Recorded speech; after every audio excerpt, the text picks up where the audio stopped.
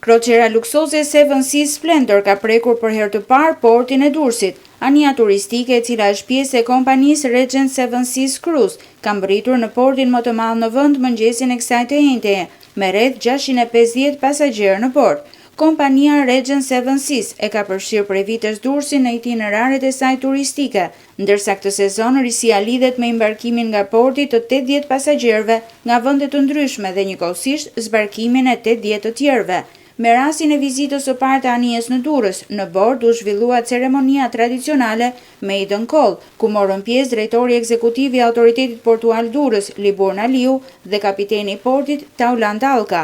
Përfaqësuesit e kompanisë kanë vlerësuar kushtet dhe facilitetet e ofruar në port për pritjen dhe përpunimin e turistëve.